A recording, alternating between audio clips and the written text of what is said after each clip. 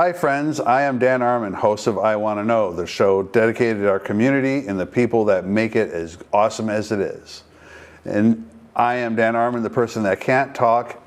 This may be the Melinda Fonda show soon, but until it is, I'm going to interview Melinda Fonda, president of the North Branford Rotary.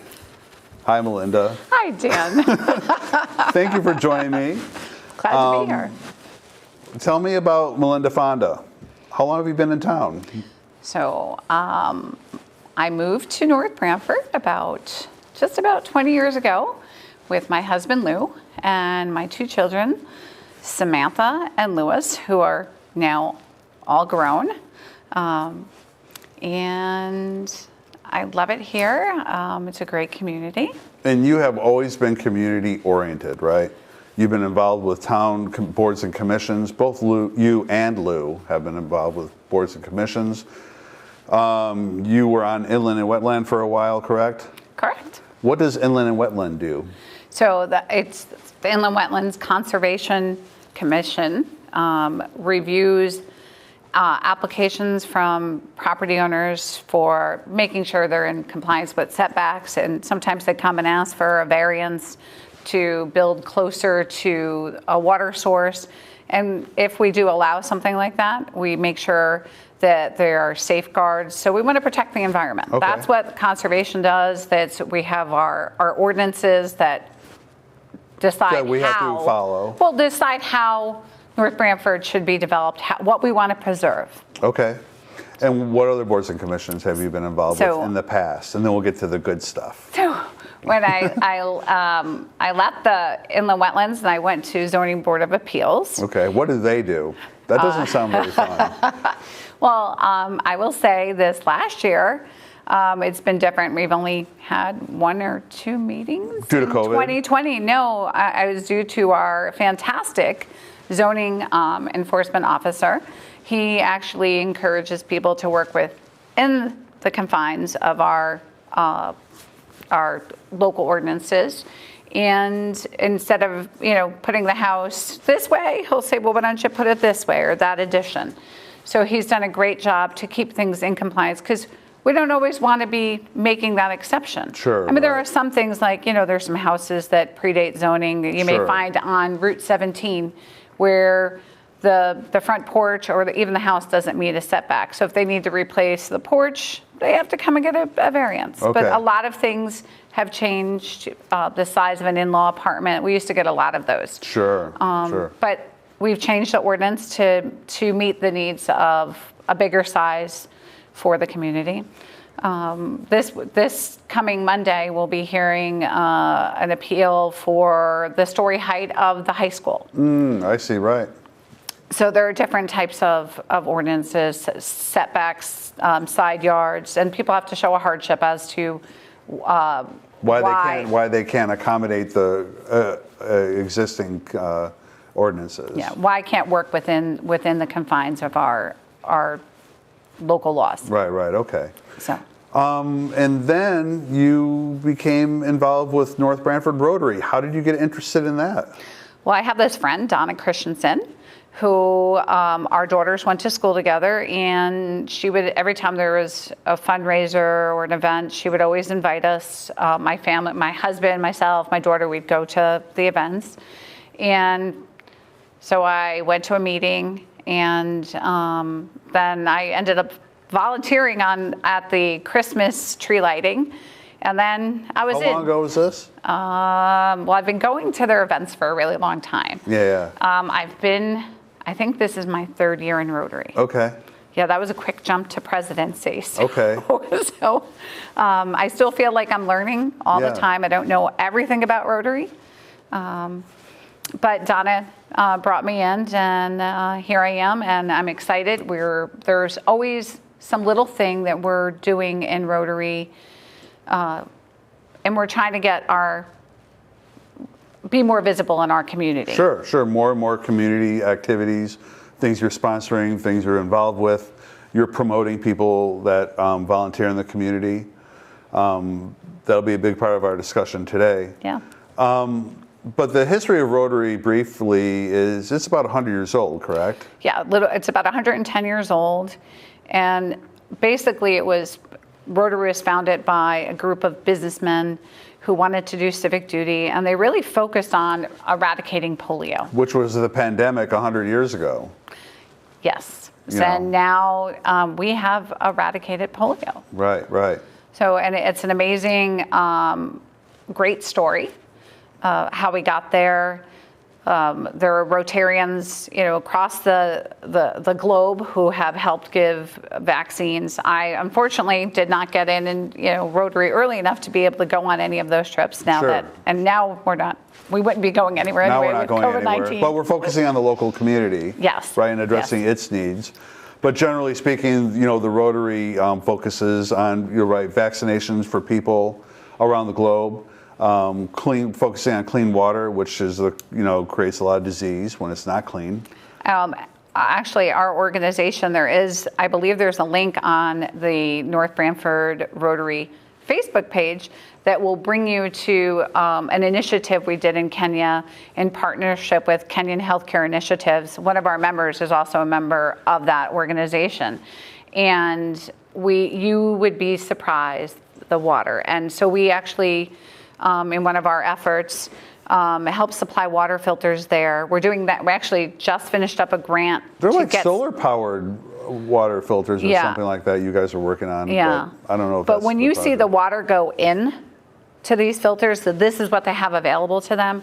And then when it comes out, and even we might even think twice, is that, potable water, but it's giving them a water source close to home, because some of these people really do struggle. Right, right. So we've done that, and recently we've also helped with a medical facility in Kenya. We got a global grant and worked with some of the Rotary clubs in Kenya. So when you do a global grant, you get sponsored by it. We maybe initiate it, or maybe they initiate it, but we initiated a grant and we helped with the building and furnishing. We did more of the furnishing of the facility. The building was done by another organization. And we're actually working on getting a grant to help furnish a library. Wow, Because okay. some of these people, before this medical facility, they would walk for hours Sure. to get to a place. Right, right. One of the other projects out of North Branford that we're involved in is Days for Girls. Also, our friends, our other member that's part of Kenyan Healthcare Initiatives is involved with Days for Girls, and what they do is they sew products, reusable feminine hygiene products for the girls in other countries. And there's a little packet. It's a great thing. We do sew-a-thons here.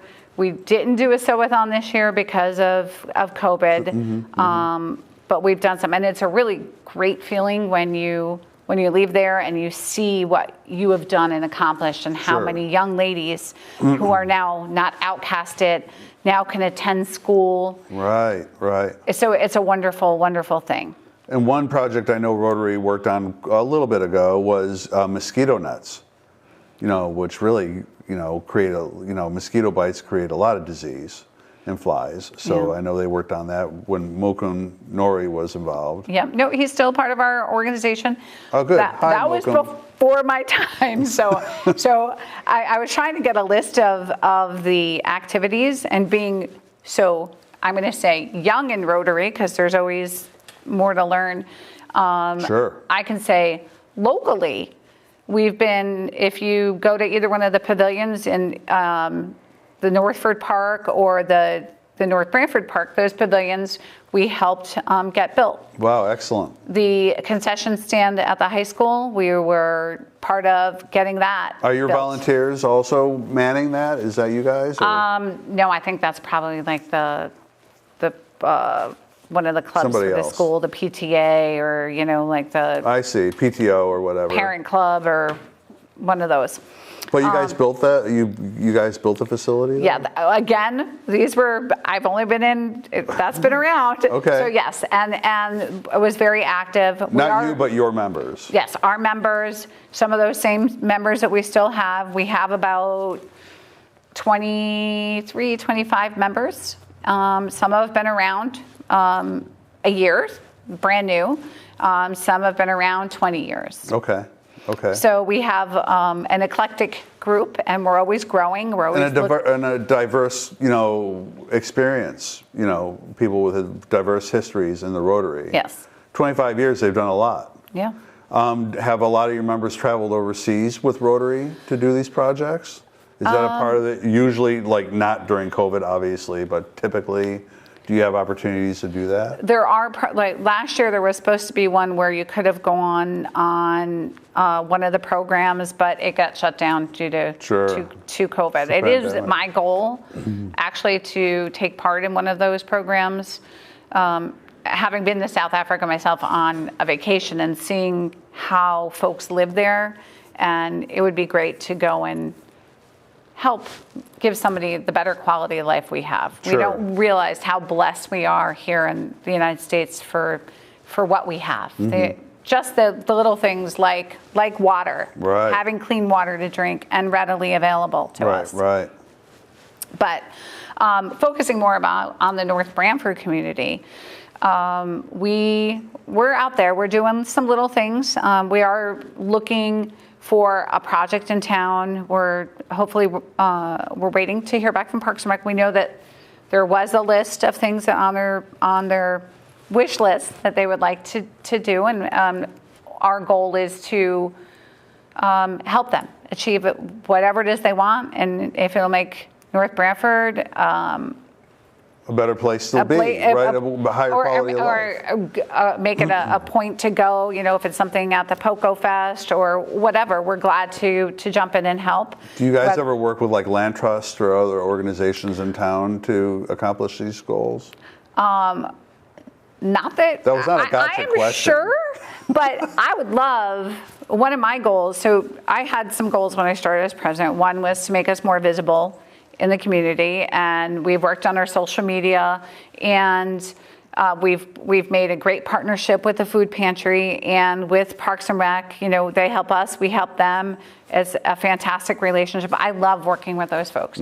But we're here, we have people that are willing to jump in and help if it's a project that you need some manpower on. You're doing something, you want help, you have an event, you don't have enough people to, help out, call us. Okay. Reach out. We're here. Yeah. Our email address will be at the end of the show if anybody wants to get in contact us, learn more about us.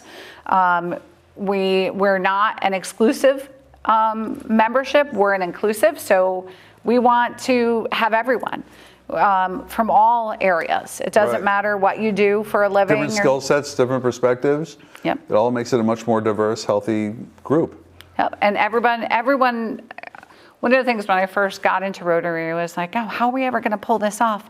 And then all of a sudden you see this group just come together, and I'm like, how did they do that? That was just amazing. So it's just nice that they pull together and support each other. Coats for Kids, which we've kind of rebranded this year as Operation Warm. You may have seen the signs around. Yes. So Rotary has been supplying coats for kids for years. It started off, they would go shopping, get the coats, the gloves, the hats, the scarves, and they would get sizes.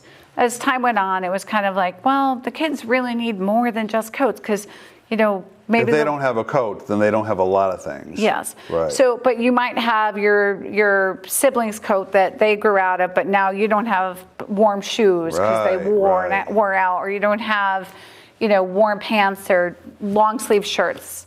So what we've done over time is we've evolved that program into, and I will say with the help of Kohl's in Brantford, they've been very generous to us. They allow the employee discount to those people that come in, and we give them a certain dollar amount, and then they can go to the register and spend it, and then we pay the bill. That's wonderful, yeah. And then this year with COVID, we did a little bit different. We actually gave out gift cards, and again, Kohl's was gracious enough to still allow them to come in with that gift card, with proper ID, right, sure. From us, and to let them in and give them that discount. Thank you, Kohl's. Yeah, Shout no, out it's to Kohl's, fantastic that that we have those big companies that are willing to help. Sure. And we they gave make out it all possible. We gave out over $5,000 in warm clothes to kids this year. So, and I say thank you to the community for helping us with that. Yeah. We didn't have our annual fundraiser, obviously because of COVID. We usually have some type of event in the fall with our auction, and we couldn't do it. So we said, let's put these signs out. And the community jumped right in and helped. We posted on social media. Signs were out. People were just fantastic. They, $25. People would get a sign on the lawn, donate. I had friends across the country that were sending donations, which is just fantastic that they see that I'm involved in this and they're willing to help. It says a lot for technology, and it's good for some evil, but it's good for a lot of good too. Yeah, no, it's fantastic. And I have my cheat sheet here so I don't forget to talk about some things. Okay, well, so what's next on your list? Well, so as I said, the food bank, North Branford Food Bank, has been somebody we really partnered with big this year. I don't know if people understood that with the food shortage, it wasn't just toilet paper and paper products that we weren't able to get in the stores. It was food. The food pantry gets food from the Connecticut Food Bank. They help bring us food, and donations. But they weren't getting the food. Right. And then if you went to the store and you needed a can of beans or a jar of sauce, you were limited. So it wasn't just about just giving the funds to the food bank. So we actually had on our Facebook page, and I say thank you to Facebook and all the people who donated to that as well. We would just put out, and every month when we got whatever dollar amounts we got from that fundraiser, we would go buy groceries. So the Rotarians would go out, everyone would get a shopping list. So if the limit was 6 cans of beans in the store, and 10 of us went, we could get them 60. Right. So we were able to get more because we had more Rotarians doing the shopping. Because COVID, changed a lot of dynamics for a lot of people. A lot of people were not able to work. That means they have no income. And that means that, the pressure on Fran and Rita to provide for the food insecure is just greater. At the very same time, they're not receiving donations. Yeah. So you guys were one of the organizations that came in and helped. It wasn't just that. It was about if we gave them the money, it was more helpful for us to take the money, go do the shopping, and deliver them the food. Bring them the because food. Then they have to go shopping. Yeah. I mean, honestly. sometimes money does help, but in this case, they needed the goods. Our Rotary District gave us a grant. I believe it was it was either $500 or $1,000 we were allowed to get and use for any purpose in town, and we put ours to the food pantry. And we're always looking. Like I'm getting ready to do my budget for this next year again. I will be president again. Congratulations. But we have some people coming in, getting ready to move up and grow in our organization.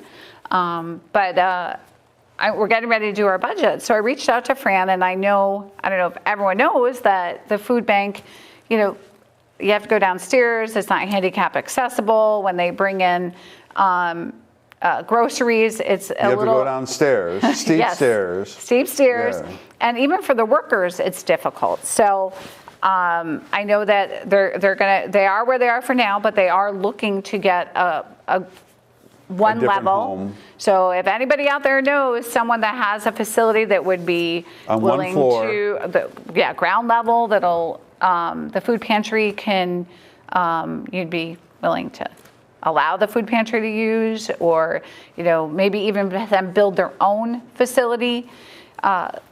That would be fantastic. Mm-hmm. So that is something on our radar, and I know that that's on Fran's radar. But I reached out to her and I said, Fran, what is it the food pantry needs? And you know what they need right now? They're good with food.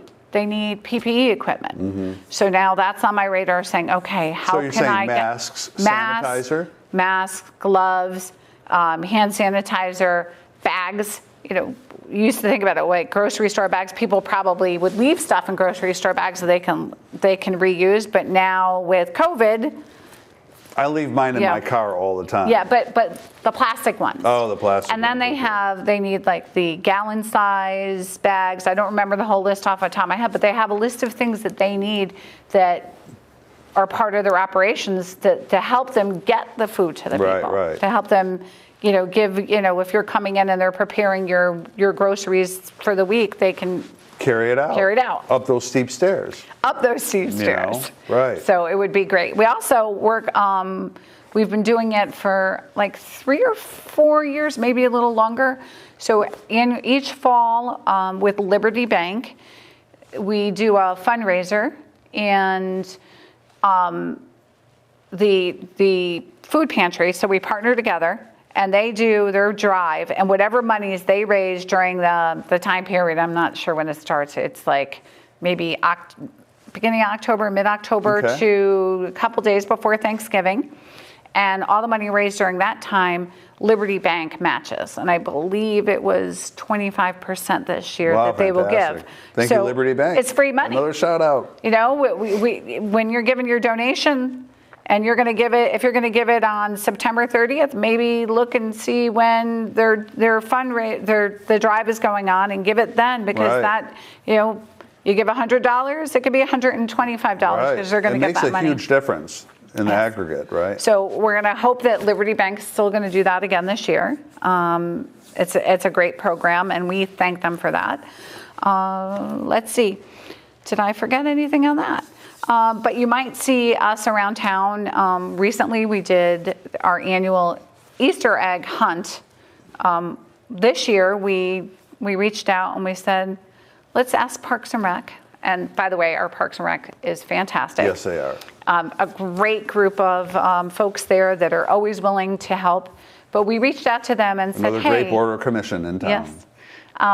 Do you want to partner with us? We normally do our event at the Connecticut Sportsplex. And with COVID, we're like, will people come? Because we usually do it indoors on the grass, because you never know. This way, it's always happening, rain or shine. Or snow or shine. Yeah, depending. Welcome to the Northeast. Right. So this year, we reached out to them and said, want to do a drive-through, because our Christmas tree lighting was such a fantastic event. We gave out over 350 bags of candy to kids that came through. Wow. I was the Easter Bunny, my favorite job for Rotary. It's just a joy to see the smiles on the kids' face. Just, you're giving them a little something, and they're happy. Yep.